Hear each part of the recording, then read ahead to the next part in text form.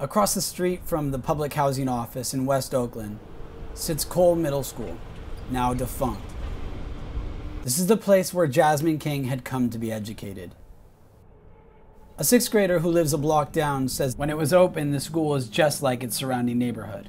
Dangerous, scary, and no place to bring a child.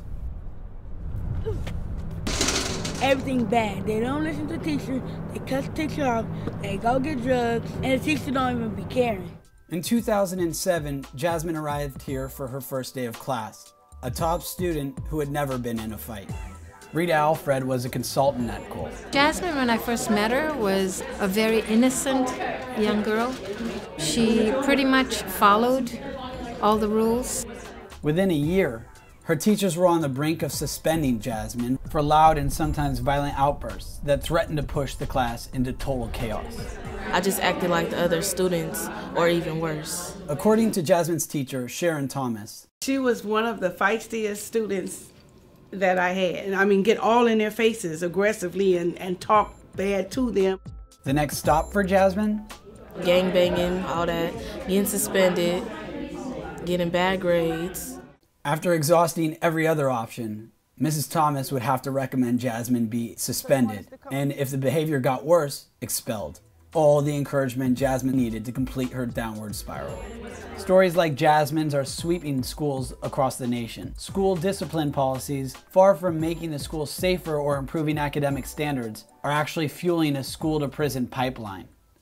It is time to break that cycle. Nancy Nadell has been a resident of West Oakland for 28 years. She's currently serving her third term on the Oakland City Council. As a parent and then as a council member, I witnessed year after year frequent suspensions leading to expulsions, leading to bad behavior in the street, leading to their arrest, leading to prison, where they're surrounded by other children with bad behavior, resulting in an endless spiral downward of emotionally costly failure and taxpayer costly incarceration. But ultimately, Jasmine's crisis was averted. Even as the district ordered Cole Middle School shut down for low test scores, her school became one of the first in America to test a radically alternative discipline model. The model, called Restorative Justice, gives students a chance to avoid expulsion from school by righting their wrongs through dialogue. On the last day of February, Oakland convened a panel of top officials and researchers from UC Berkeley Law School to discuss their findings. Oakland's Mayor Jean Quan, School District Superintendent Tony Smith, and other top officials were on hand praising the pilot project, which indicates not only that zero-tolerance policies do not work, but that restorative justice, even in an inner-city school, ended teacher turnover, raised test scores, and cut down on delinquency. Michael Sumner co-authored the report.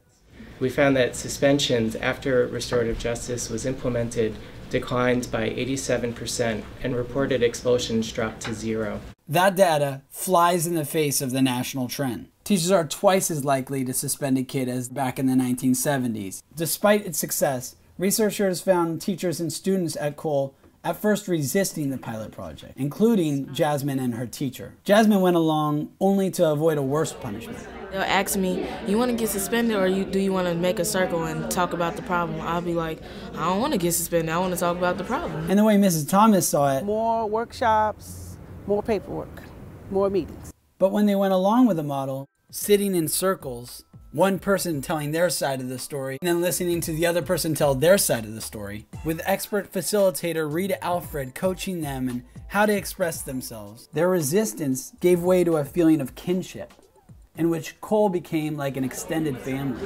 You see only the half of it. You don't see the whole thing. Because when you're younger, you just think people picking on you, but they're really trying to make you do better. I don't know that I was really trying to have a relationship. I just wanted them to be in and out, in and out, in and out.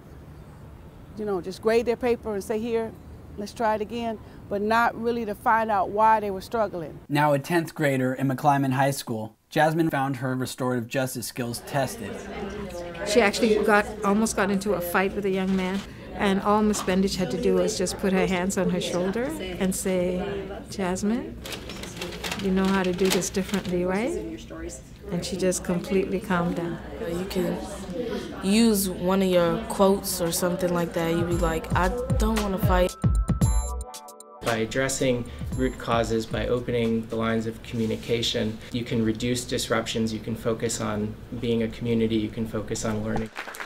Leaving the tall wave of enthusiasm at the conference in downtown Oakland, passing through the jumble of state offices and departments of city government, all of which are reeling from their share of draconian spending cuts, and then through the crime-ridden streets of West Oakland, struck me as a somber return to reality, one that Superintendent Smith tried his best to prepare the crowd for. We are where we are now. We're not anywhere close to where we need to be. When you have all these restorative justice aspirations, but do you know right now you're kicking kids out, they're coming late, and therefore yes, I do know both things. We have a restorative justice policy, and we have practice that are extremely punitive. We tend to fund lots of pilot projects. When we find one that really, really works, we have to find the money to bring it to scale. We're going to do this.